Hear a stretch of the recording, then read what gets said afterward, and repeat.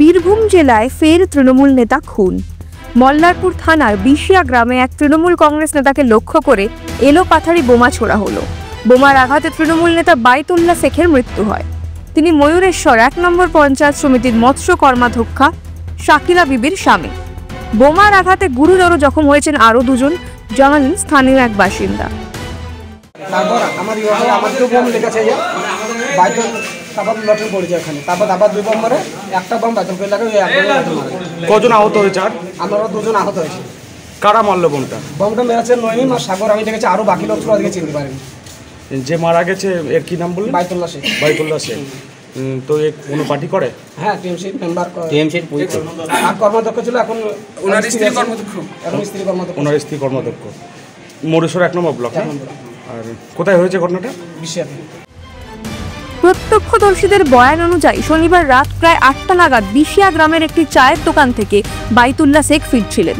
ঠিক সেই সময় কয়েকজন দুষ্কৃতী বাইতুল্লাহকে লক্ষ্য করে পরপর 3টি বোমা ছোড়ে। বিস্ফোরণের শব্দে কেঁপে ওঠে গোটা গ্রাম। আশেপাশের লোকজন ছুটে এসে দেখতে পান বাইতুল্লাহ শেখ রক্তাক্ত অবস্থায় মাটিতে লুটিয়ে পড়ে রয়েছেন। সঙ্গে আহত হন আরও 2 জন স্থানীয় বাসিন্দা, যারা ঘটনাস্থলে উপস্থিত ছিলেন। স্থানীয়রা তাড়াতাড়ি বাইতুল্লাহ শেখ সহ আহতদের রামপুরহাট গভর্নমেন্ট মেডিকেল কলেজ হাসপাতালে নিয়ে যান। তবে চিকিৎসকেরা বাইতুল্লাহকে মৃত ঘোষণা করেন। বাকি আহতদের চিকিৎসা চলছে। ঘটনার পর পরিবারের লোকজন কান্নায় ভেঙে পড়েন। সামনেই ভোট আসছে, তাই ষড়যন্ত্র করে তাকে খুন করা হয়েছে। কারণ তাকে খুন করতে পারলে রাজনীতি করা সহজ হবে, বললেন নিহত তৃণমূল নেতার আত্মীয়।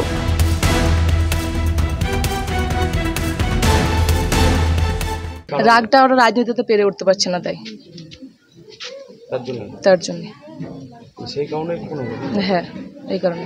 কারণ ওনাকে মেরে দিলে ওরা আপনারই করতে পারবে রাজনীতি। অবশ্যই ওরা কোনো ষড়যন্ত্র করে, আগে সামনে এখন ভোট আছে, ইলেকশন আছে সামনে, হয়তো কোনো কিছু ষড়যন্ত্র করে কিছু করে করার চেষ্টা করছে। এই কারণে ওকে মারা হয়েছে। একে যদি মেরে দেয় তাহলে আর কোনো কিছু হয়তো ওরা করতে পারবে না। প্রকাশ্যে এভাবে খুন মেনে নেওয়া যায় না। পরপর 3টি বোমা ছোড়া হয়। এই ঘটনার পর ভয়ে রয়েছি, বললেন স্থানীয় এক বাসিন্দা। এইখানে বাইতুল শেখ এদিকে এসেছিল, এসে এই ঘাটে পা ধুতে যাই, যাহা এখানে উঠবে তাহা ওকে হামলা করে। কতগুলো বোমা মেরেছে? বোমা 3টে মেরেছে, 3খানা। আপনার কি গ্রামবাসীরা হিসাবে আতঙ্কিত? আতঙ্কিত তো ভয় তো লাগবে। এরকম করে যদি চলে তাহলে তো মানুষকে সব বাস করে তো ভয় লাগবে। কেমন লোক ছিল? খুব ভালো লোক ছিল, প্রচুর মিশুক লোক ছিল। কারোর সঙ্গে ঝগড়াঝগড়ি আর করতো না, মানে খুব ভালো ছিল। কোনো সময় ঝগড়া ঝামেলার মধ্যে আসতো না। ও খুব ভালো ছিল, মেরে দিল কালকে। এই পুকুর পাড়ে অন্ধকারের সুযোগে কি বোমা মেরেছে? হ্যাঁ, ওই এনে অন্ধকারের সুযোগেই মেরেছে। মানে এরকম প্রকাশ্যা মানে মারতে পারবে না বলে লুকিয়ে চুরে মেরেছে। ওই তৃণমূল নেতা খুনের ঘটনায় দল স্বভাবসিদ্ধ ভঙ্গিতে সমস্ত দায় বিজেপির ওপর চাপিয়েছে। যদিও শাসক দলের কোন্দলকে দায়ী করেছেন বিজেপি বোলপুর সাংগঠনিক জেলা সভাপতি শ্যামাপদ মণ্ডল।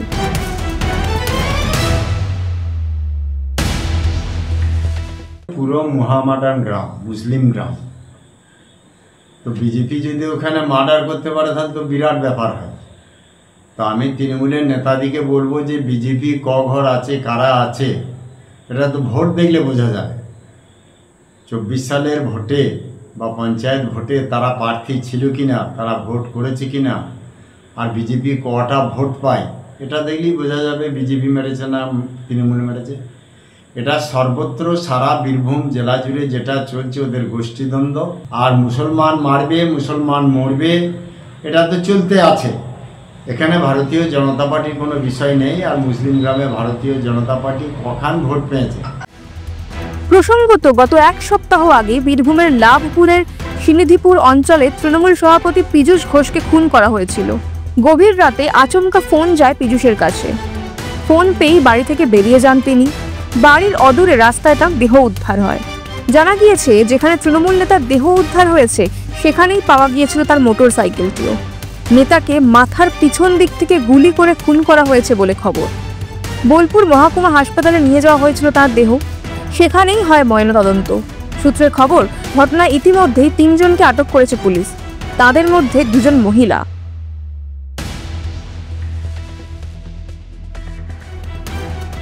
বীরভূমে এই তৃণমূল নেতা খুন নিছকই একটি অপরাধ নয়, বরং তার পিছনে রয়েছে জটিল রাজনৈতিক এবং গোষ্ঠীদ্বন্দ্বের ছায়া।